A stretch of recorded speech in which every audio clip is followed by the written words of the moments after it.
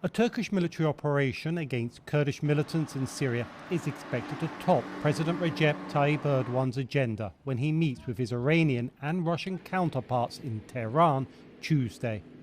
The Turkish military is building up its forces to strike against Syrian Kurdish fighters of the YPG group, which Ankara claims are linked to Kurdish insurgents fighting Turkey. Iran has been fairly outspoken in terms of objecting to Turkey's impending Syrian military campaign.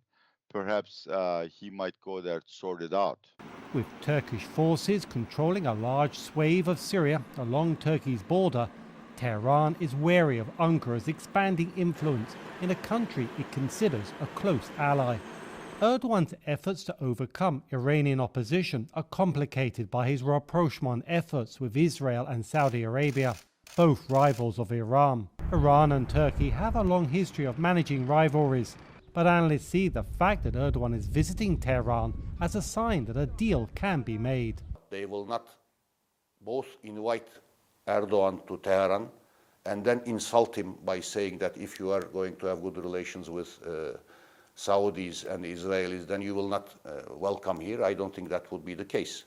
With Russian forces controlling Syrian airspace, Erdogan also needs Putin's cooperation. The two leaders are expected to discuss efforts to secure a deal to export trapped Ukrainian grain to world markets. These aspects of Ukraine wheat exports and Syria are very closely interwoven with each other. They always were, and the negotiations will show whether the actors, Turkey and Russia, are able to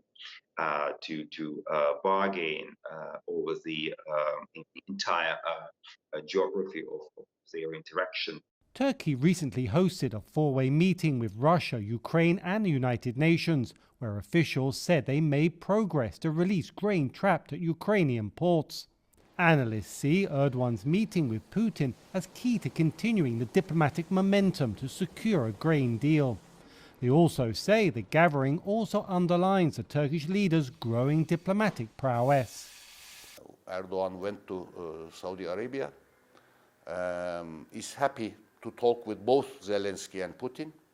So if now can travel to Tehran, and the Israeli president was here, Herzog. So again, then Erdogan, it will prove, or the narrative will be to show Erdogan's versatility and usefulness in diplomacy in the region. Erdogan faces criticism from his Western allies over his close ties with the Iranian and Russian leaders. But analysts say the Turkish president will likely be relying on Tehran to remind critics of how important those ties are. Dorian Jones, VOA News, Istanbul.